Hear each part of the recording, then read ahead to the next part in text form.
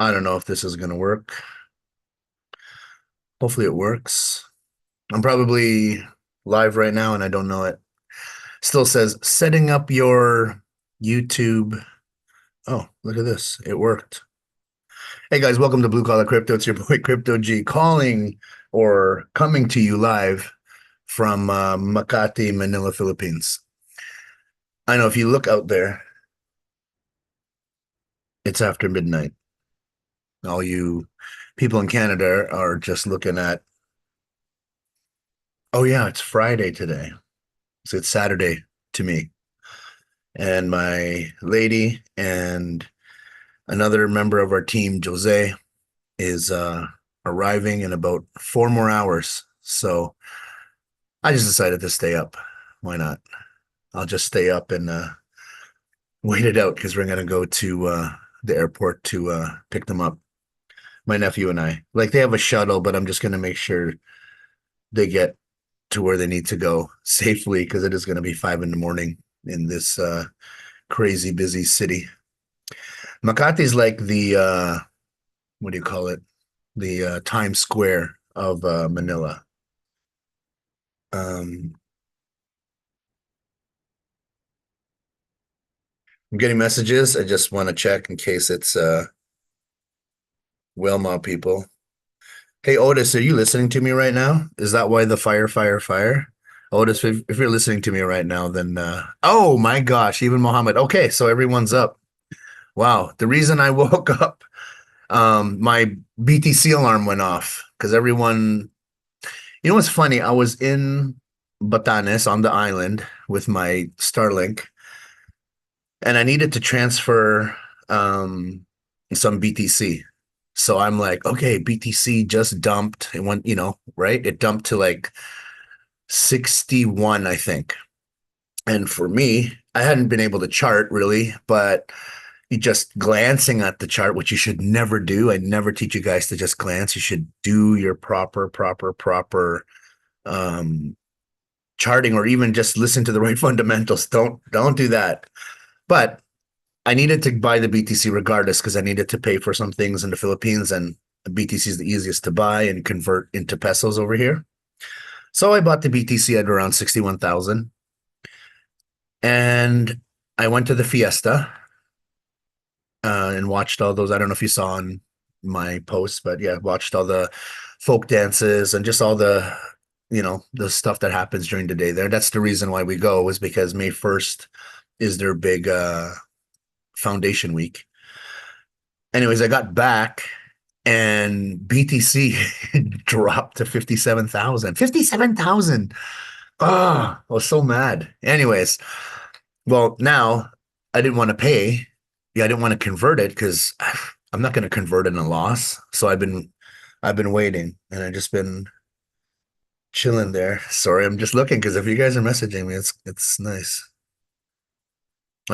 Mohammed, bro, I'm still talking to Princess about you and Mr. Mike Adams. I gotta get you guys here. But anyways, we'll talk about that in a couple hours. All right, let's get down to business. Why the heck did I come on? I came on for this. I gotta share my screen. I haven't done this in so long. Hopefully I still don't have to. All right. So this is the 4 hour chart. This is what happened. Can I make this bigger? Yeah, there we go. This is the candle. So I told you guys earlier to get position. If you guys can find positions, I think we're around here to find position. Now look at it. Even though these, look at this, man, that pin, that hammer, whatever you want to call it. Everyone has so many different names, doji, whatever. That would have liquidated a lot of people because this would have been a long position for sure. Around here, and then that you would have been gone. But the difference, obviously, between the buyers, like the holders, and the traders are totally different things. When we're doing futures trading, we're trying to find entries around here and then make some money as it climbs. Holders, they just see this dump and they're just going to buy and they hold it. They just wait. That's the number one way to make money in crypto. Okay. Making money in crypto is all about buy and hold. Uh, it's the easiest way, but because not everybody, especially on blue collar crypto, we're blue collar. We're not like rich people getting richer. That's in 3 months. But you're trying to find positions now and just trying to accumulate now. So every time there's a dip and you have 50 bucks, 100 bucks, buy your favorite assets, buy those ones that I told you to read the white paper and get that conviction about. That's when you like, for me, that's Solana. I've always loved Solana. Other than my biggest holding at the moment is JTBIT, obviously, but Solana, that's one I followed since the two, no, I guess since the last bull run. So about 4 years ago, got into that utility and really liked what Solana had to offer because they're fast. That was the number one thing, was their speed. And they use something. So you know how BTC uses proof of work, and then ETH uses proof of stake, meaning these are the different ways that they verify the transactions. Well, Solana is so much faster than all of them because they use a type of consensus. So if there has been a transaction between you and a certain wallet, then and it's been done and successful before, they'll just continue to let transactions between those two wallets, they'll let it go. Because they have consensus that it's been successful between the two parties before, then they'll let it go. So it makes the transactions faster. Is it as secure as BTC? No, nothing is as secure as BTC. That's why it's a perfect store of value. Okay.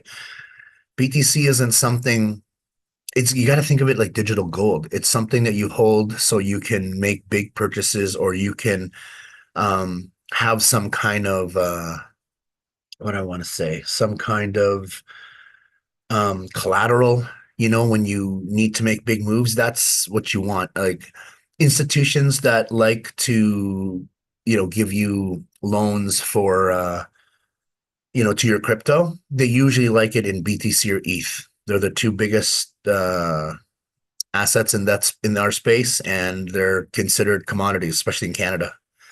Meaning you can carry as much of them as you want, and you don't have to pay taxes unless you sell them. And it's decentralized, so I don't know how you prove that you traded it or sold it, but they'll ask you, you know, did you profit on crypto? I don't know what you're talking about. What's crypto? That's exactly how you play that. So funny. Anyways, I just wanted you guys to see that chart. I'm gonna go over it again because there's like, I gotta move this 1 second. Nope, that doesn't go there.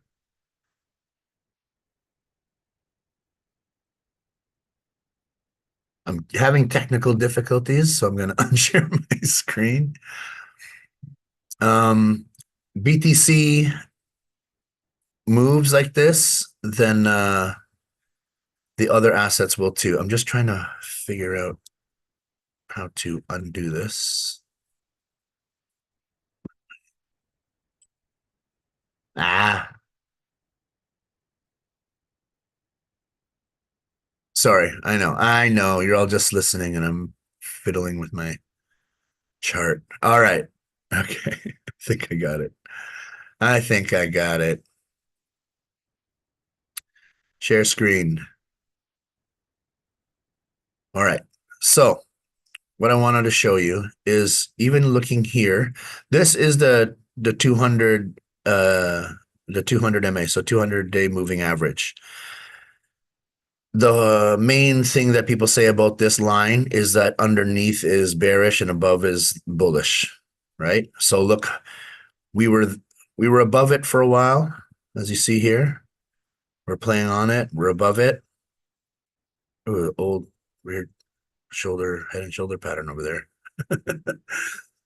But now we're under it. So in order to get back here, we have to kind of look to see, is this a good spot to get a long position, or do you have to wait for it to retrace around here again? And usually I like looking at this because when you see this price action here, you can tell that this is a very it's like the sweet spot, right? You see a lot of buying and selling. It breaks, boom, right back down. Then it broke, and now it's trying to touch.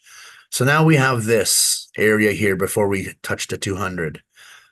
And I think the whole point is, do we think we're going to fly from here again? Or is it just more of a, they're just psyching you guys out. They're trying to get you guys to get long position. They just want to flush you out. That's the tough part. So I also look at here the stochastic RSI. It's at the top. And what do we say?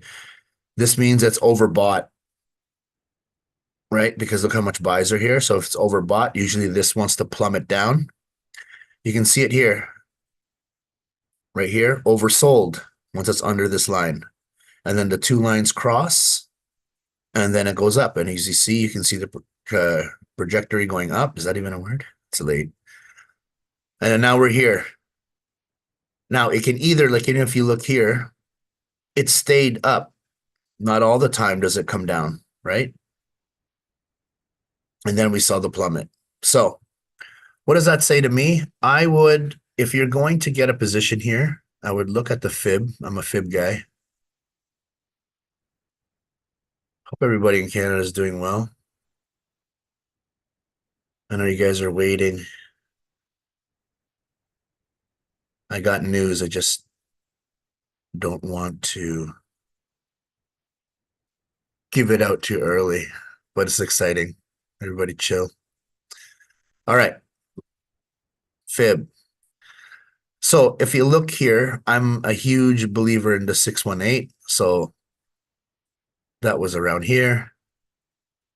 So I would think that it's going to go up to touch, right? Because we didn't do it from the bottom up. We did it from top to bottom just to see. This is usually where you see where it's going to retrace up, right? So I like to use that.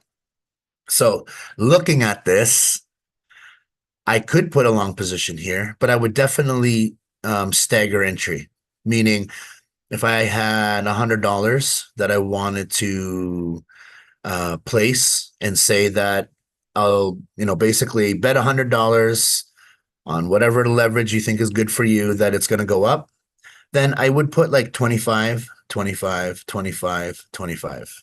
Is that four of them or three of them? So four $25 orders, let's say, just to see if they'll get picked up. Because sometimes if you're wrong, at least you have some backup and it'll just keep pulling your margin lower and lower and lower. All right. So would I would. Yeah, I definitely would. You heard it here first. I would. Where's my brush? Yeah. And I mean, what? I could be wrong. Oh, it's blue. Maybe something like that. Maybe these three are, let's say, $25 entries if you only have $100 to use. And it doesn't matter. Doesn't matter. That's how everybody starts.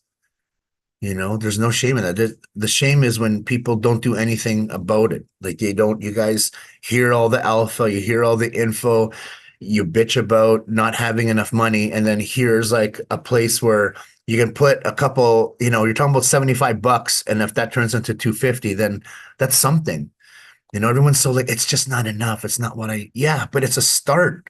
This, as much as we want, this isn't get rich quick. Like the get rich quick is JTBIT. That's what we're waiting on for that. That's why you wait forever. That's why you got to be patient because it's ICO. ICOs aren't like something you just, put in a trade and then it's done. These assets have been here for, I don't know, a decade. So, like, yeah, you're thinking you're trying to compare stability of assets that have been around for two bull runs when we're just launching ours. Like, come on. The whole point was that we got it so low. We got it so low. And the movement that we have with these new companies that are wanting to use their online gambling and use our token, it's going, anyways. we'll get into that.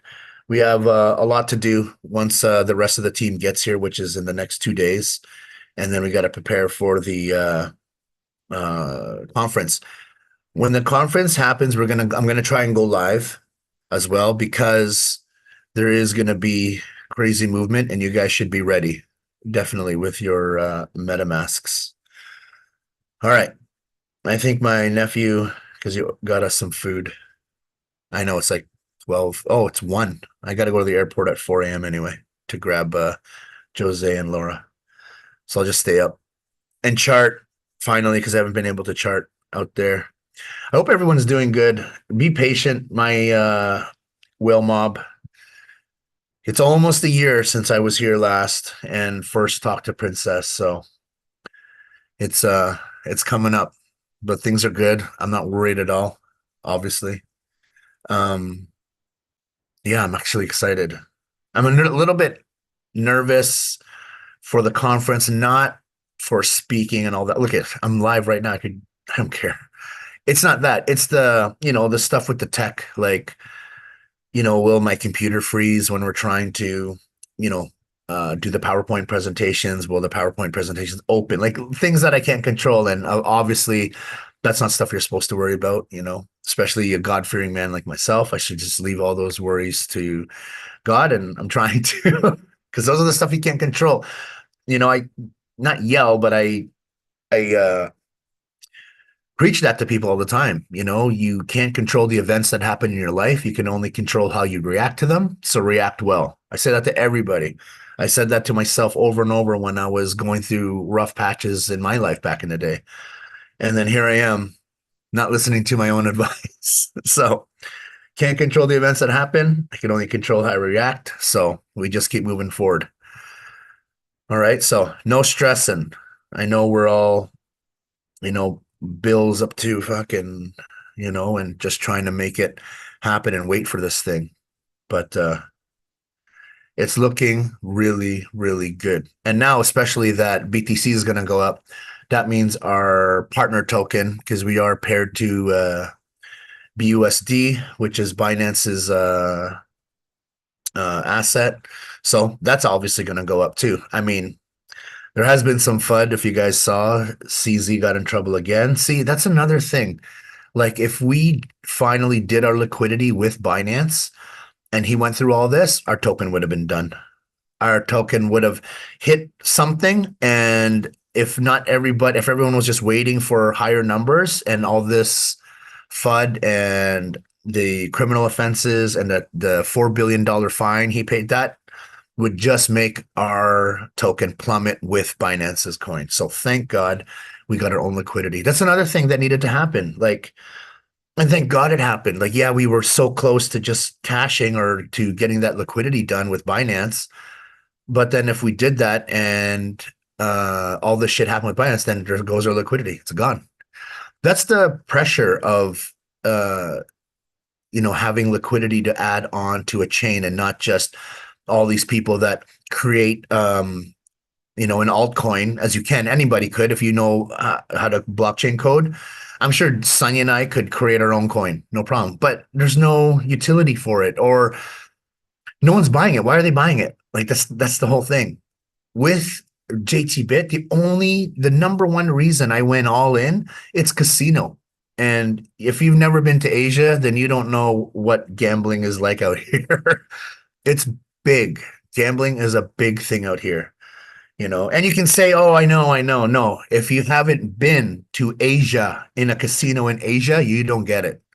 You don't get it. It's not Falls View Casino in Canada.